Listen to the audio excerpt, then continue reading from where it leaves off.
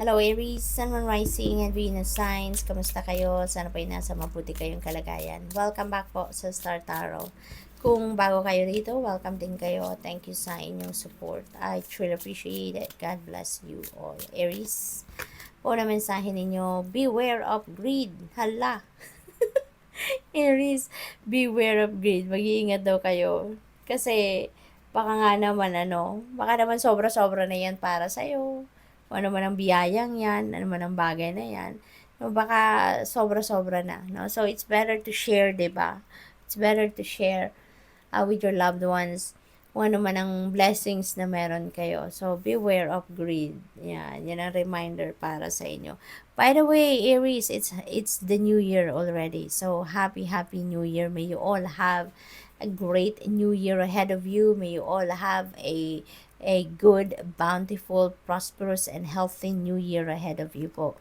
So, your next message ninyo is, Camel, persevere and you will overcome problems. Okay? Kung meron man kayong problema, malalagpasan din ninyo yan. You just need to persevere, no? Just continue to work on it, no? Think of the solution rather than the problem itself, di ba? Para masolusyonan ninyo agad, makalabas agad kayo sa sitwasyon na yan. We have happiness. Ayan. So, magiging masayang-masaya kayo, Aries, no? Magiging masaya kayo sa ngayon. Mababalot kayo ng iba yung saya. So, napakaganda. What else? We have finger warning you of a problem either now or in the near future. Okay? So, warning ito para sa inyo. Kaya magandang meron kayong warning so that you can be extra cautious, no? Sa mga gagawin ninyo, desisyon ninyo, iisipin ninyo, yung mga ganon. Okay?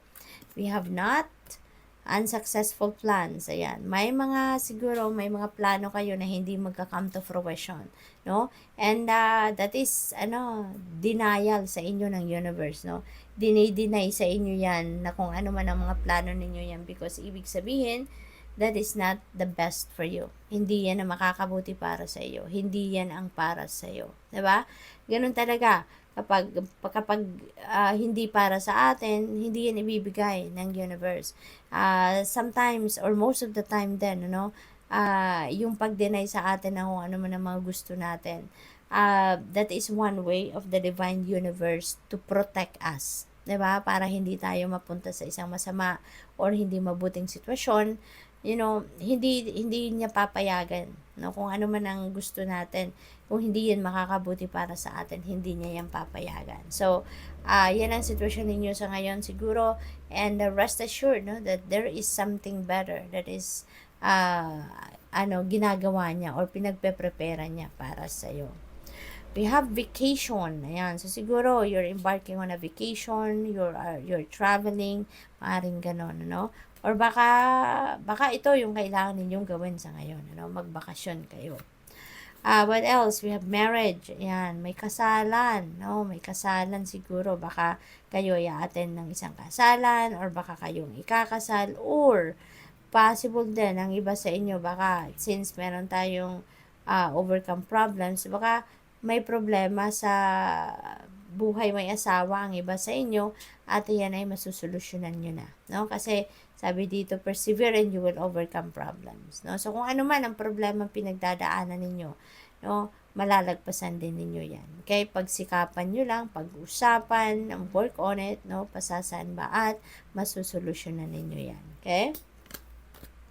We have whale, great worry over nothing. Ayan. So, parang useless ang pag-iisip ninyo. Diba? Maaaring kung ano man ang iniisip ninyo, wino-worry ninyo, yan ay waste of energy, waste of time ninyo. Kasi wala naman kayong dapat na ipag-alala. Wala naman kayong dapat na problemahin. Diba? Pero pinoproblema nyo siguro ang isang sitwasyon. What else? We have fun. Ayan, romance, celebration, party. Ayan, ito masaya. 'Di ba? Dito tayo. Piliin natin Aries ang maging masaya, no? Maging positibo lang. So, maaring merong kung single kayo, baka papasok kayo sa isang romantic relationship na sa ngayon, and maybe that is what you're going to celebrate, or baka meron kayong milestone, no, sa inyong romantic relationship na sa ngayon, and that is what you're going to celebrate. Or possible din, na merong mga celebration talaga in parties kayo na attendance sa ngayon, baka kayo ay maiimbitahan, no? What else? We have shark. Take care or there will be a loss of material wealth. Okay? So, mag-iingat kayo. Warning ito para sa inyo. Pag-ingatan ninyo ang inyong mga kaperahan. Pag-ingatan ninyo ang inyong paggastos. Huwag muna kayong, alam mo yun, yung mga impulsive buying, no? Iwasan ninyo ang mga yan para hindi mawala ang inyong kayamanan, ano? You have love, ayan, you will be oozing with love, Aries, napakaganda. So, there is love, there is marriage card. So, siguro, most likely, meron talagang ikakasal sa inyo rito, no? Love is in the air. Maaaring ang iba din, papasok talaga sa romantic relationship, no? Kaya siguro kayo magiging masayang-masaya, no? We have elephant, a long journey. Ayan, may travel siguro kayo, Aries, no? Maaring physical travel ito, long distance travel, abroad, long drive, by air yung travel, so depende sa inyong sitwasyon, ano?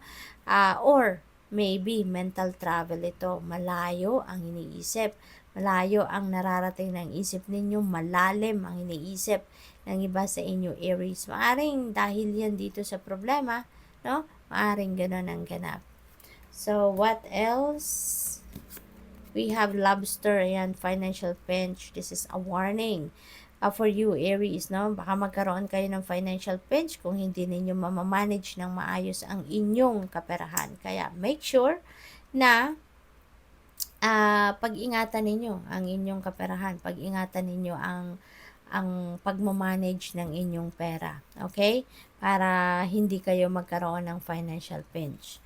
We have teapot, deep friendship with someone of the same sex. Ayan. So, maaaring magde-develop din ang inyong pagkakaibigan sa ngayon with someone, no, into a deep friendship, no? So, congrats to that.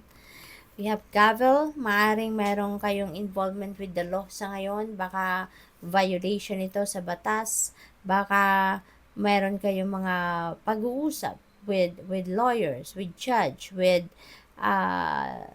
or baka kayo ay nagtatrabaho din, sa law enforcement. Baka ganun din ang ganap dito, Aries. So, good luck. Thank you for watching Love and Light. Namaste.